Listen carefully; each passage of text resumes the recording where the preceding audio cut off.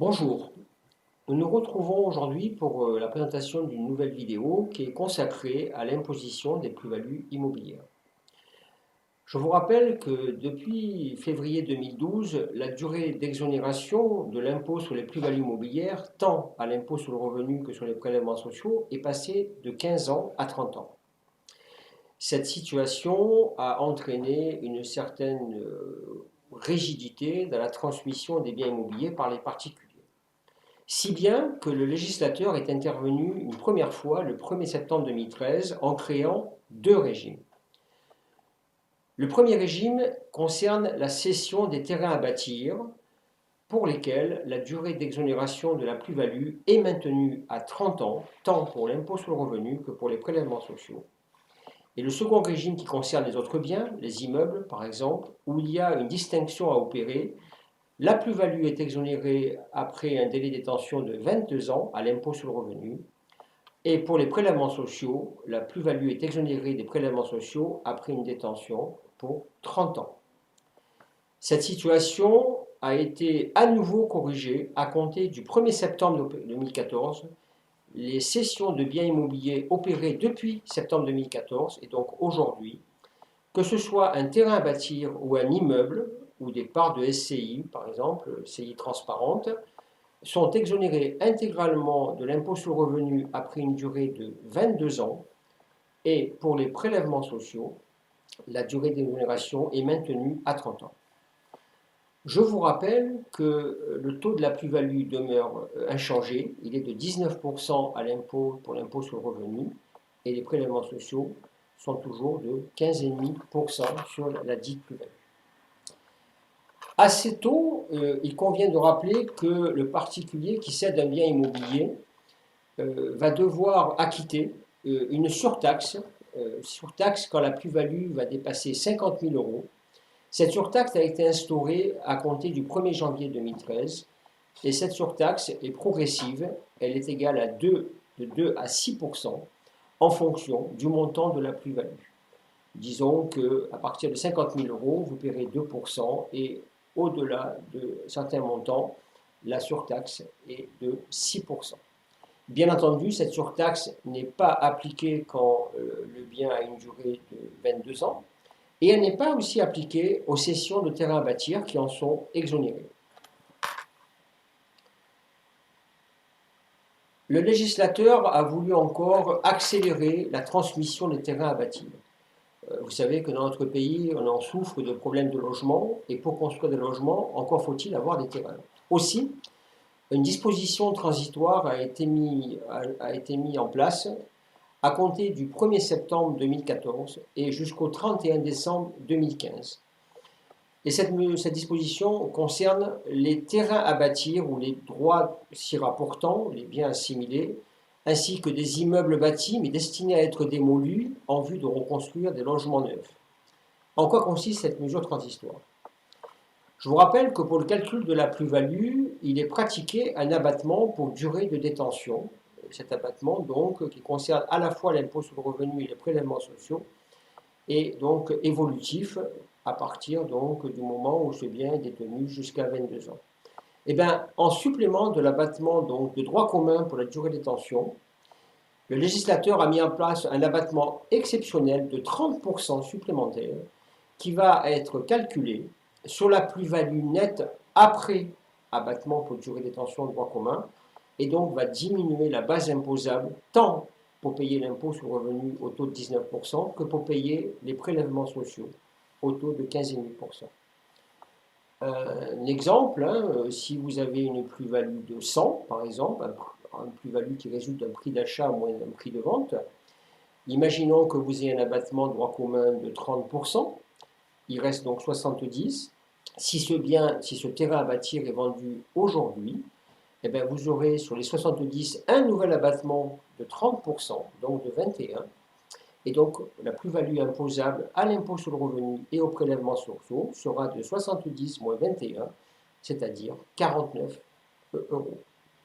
Voilà un exemple qui démontre de la volonté d'accélérer la cession des terrains à bâtir. Alors, cet abattement exceptionnel va courir jusqu'au 31 décembre 2015, mais uniquement si la cession intervient, si la cession fait l'objet d'abord d'une promesse de vente qui est acquis date certaine avant le 31 décembre 2015, et si la cession elle-même est opérée dans les 2 ans qui suivent cette promesse de vente, c'est-à-dire au 31 décembre 2017. Je voulais vous rappeler 2 dispositions qui ont été votées en 2012 et qui demeurent à ce jour et qui peuvent concerner vos clients. La première disposition concerne un particulier qui céderait un bien à usage de loisir, un bien immobilier à usage de loisir ou un bien immobilier à usage locatif, et en vue de construire ou d'acquérir sa résidence principale. La cession de ce bien immobilier pourrait permettre à ce particulier d'être exonéré de l'imposition de la plus-value qui en résulte sous les conditions suivantes. Premièrement, il faut que le particulier n'ait pas été propriétaire directement ou indirectement de sa résidence principale dans les 4 ans qui précèdent la cession de ce dit bien. Les 4 ans sont décomptés de date à date.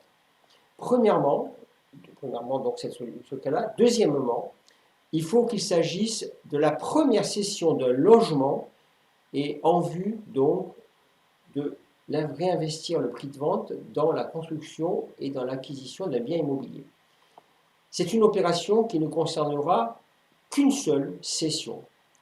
Troisièmement, il faut que le prix de vente de ce bien immobilier, selon l'acte notarié, soit réemployé dans la construction ou l'acquisition de sa résidence principale dans les 24 mois qui suivent la cession du bien. Bien entendu, en cas de remploi partiel de ce prix de vente, le particulier devra s'acquitter de la plus-value et des prélèvements sociaux afférents à la partie qu'il n'a pas réemployée pour la construction et l'acquisition d'un bien immobilier. Alors, pourquoi je vous en parle de cela? Parce que cette plus-value qui est exonérée provisoirement, sous réserve de remploi, doit figurer sur la déclaration de revenus de votre client l'année où il a cédé le bien en question, dans la 2042 complémentaire à la case 3VW. Donc il faut faire attention, c'est nous, experts comptables, qui établissons la déclaration de revenus, qui sommes responsables de cette mention. Pourquoi est-elle mentionnée? Pourquoi cette plus-value est-elle mentionnée dans la case 3VW? Tout simplement pour permettre à l'administration de suivre le réemploi de la somme en question dans la construction ou dans l'acquisition de logements à usage d'habitation.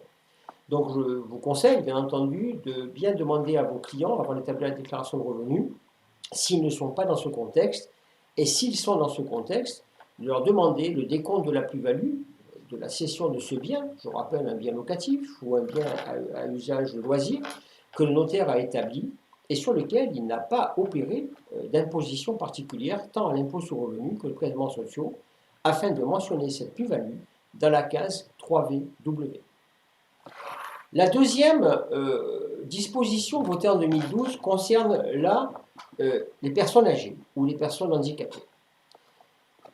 Si un de vos clients vous annonce qu'un de ses parents, par exemple, a été contraint d'aller en établissement spécialisé, établissement pour personnes âgées, comme des EHPAD, ou des logements de foyers spécifiques d'accueil pour les personnes âgées, des maisons d'accueil spécialisées, et si cette personne donc a quitté sa résidence principale pour aller donc finir ses jours, c'est-à-dire séjourner dans un établissement spécialisé, il se peut que la famille soit contrainte de vendre cette résidence principale parce qu'elle ne sera plus principale. La personne demeurant maintenant dans un établissement spécialisé, elle est devenue donc secondaire.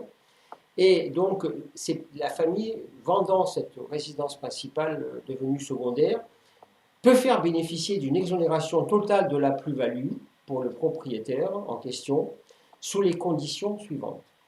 Il faut que cette résidence reste inoccupée, c'est-à-dire qu'elle ne soit pas louée ni occupée à titre gratuit, autre par le conjoint de la personne qui a été donc placée en établissement spécialisé, jusqu'au jour de la cession de la dite résidence, premièrement.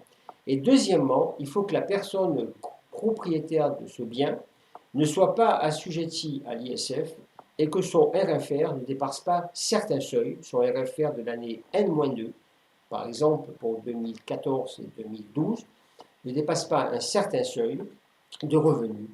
Dans ces conditions, la plus-value liée donc à cette opération pourrait être exonérée.